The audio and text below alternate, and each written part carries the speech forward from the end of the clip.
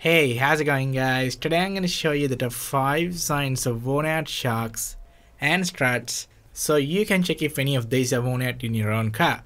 Every vehicle has shocks or struts or sometimes both, and they are all part of the suspension system, which is going to give you a comfortable ride as you drive while maintaining a good contact between the road and the tires. So you get better traction, which means you get better steering, better stopping and better overall stability. Now that's enough talking.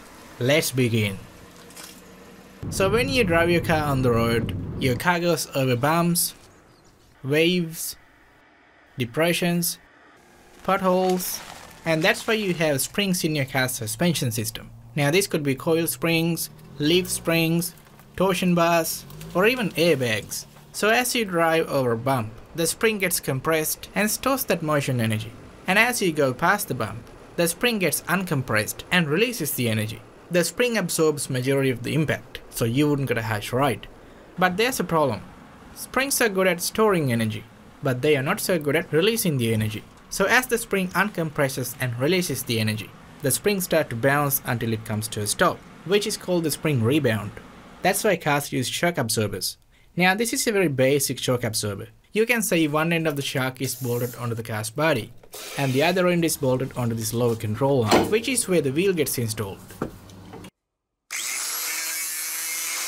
Inside the shock absorber, there's a tube, and this tube is filled with oil. Then you have a shock rod, and this rod goes inside the tube. At the end of the rod, there's a set of valves with very tiny holes. So when this rod goes up and down as you drive over bumps, the oil is forced through these tiny holes from side to side, generating heat because of the restriction.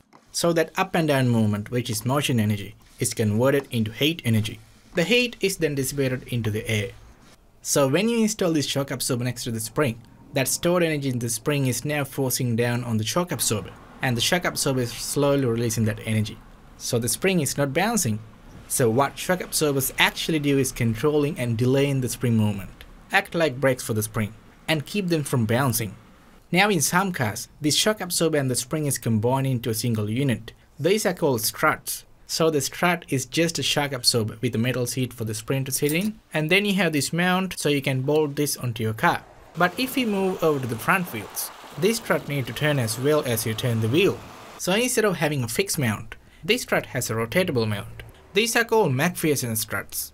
Alright, now we know what type of shocks and struts are used in cars and how they work. So let's see how they go bad. Inside the shock is filled with oil. We already know that. But what keeps that oil from leaking out is this seal. But with this rod going up and down thousands of times through this seal is gonna wear out over the time and the oil start to leak. Which brings us onto the number one sign of worn out shocks and struts, which is leaking oil. So you wanna go behind the wheel and see if there's any oil. Now that's what I'm talking about.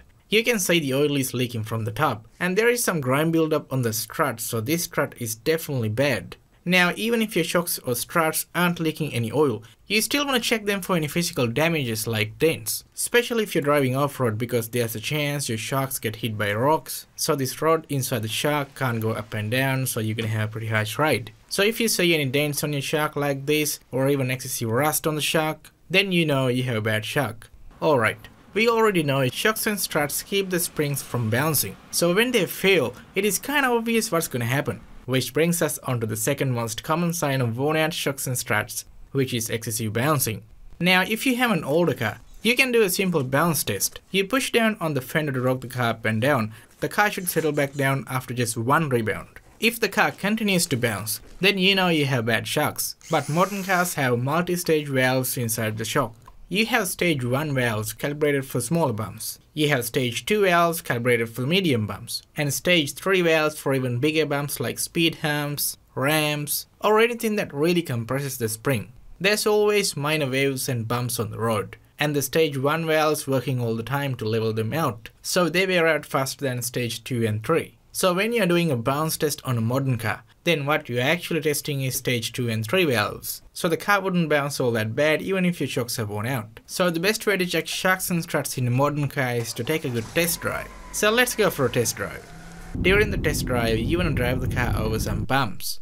If you notice the car continues to bounce more than once after a bump, that is spring rebound. your shocks are not controlling the springs, which means your shocks are definitely going bad.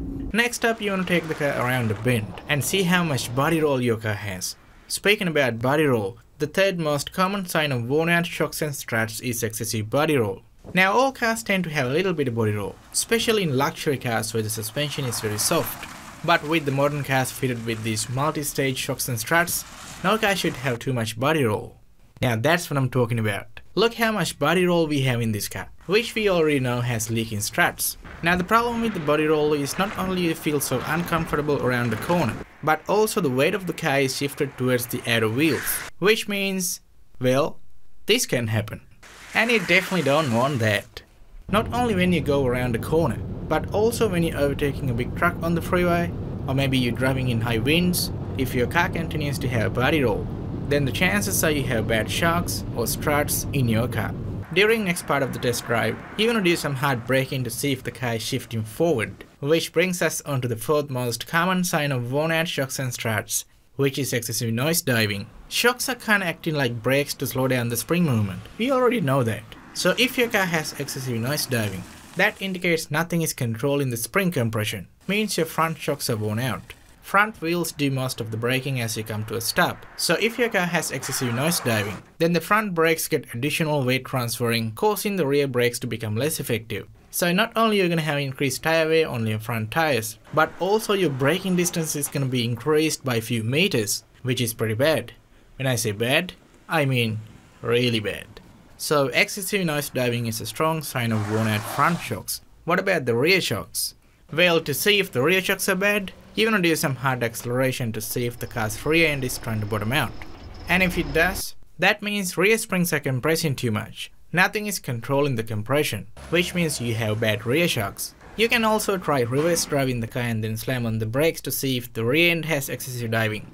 Alright, next up you're gonna drive the car on a rough road. This is gonna make your wheels oscillate at a faster rate, so the shocks have to work harder to keep the tires on the road by controlling the spring rebound. But if your shocks are worn out, then your wheels gonna continue to bounce, especially the front wheels, and you start to feel that bouncing through the steering wheel because your steering wheel is directly connected to the front wheels. Which brings us onto the fifth most common sign of worn out shocks and struts, which is shaking steering wheel. If your steering wheel continues to shake as you drive, that often indicates worn out front shocks or struts. This can cause your tires to lose the grip with the road, your ride may become unstable, and because the tires are bouncing off the ground, your tires are also going to have uneven wear. Now this could be anything from your tires are only wearing away the sides, or maybe you're going to have cupping in your tires, where every other tread block on your tire is sticking out further than the neighboring tread block, which are all classic signs of worn out shocks and struts. Since we are talking about struts, I have one last thing to show you guys, and that is air struts. Air struts generally have better ride quality compared to normal struts, and also you can adjust the ride height, and that's why they are used in luxury cars with air suspension. But to show you guys real quick, this is just a normal strut where the steel spring is replaced with an inflatable rubber bag. So everything we discussed so far applies to these struts as well. But the most common failure on these air struts is air leaks. So if one side of your car is getting too low overnight, or maybe in few hours after you park the car, then the chances are you have a leak somewhere. So you want to spray down the strut with some soapy water and check for any bubbles. If you see any bubbles, then you know you have a bad strut. But if you didn't see any bubbles, then it could be a leaking air compressor, a bad air distribution valve, or a busted air hose. But I'll cover that in another video because this video is only about shocks and struts. And that wraps up my top 5 signs of worn out shocks and struts. So go check out your shocks and struts before it's too late. Also, if you want to replace any of these, then check out my video on how to replace shocks and struts. It is so easy and anyone can do it with very few tools. As always, if you like this video, press that like button. To see more videos just like this, be sure to subscribe, and I'll see you in the next one.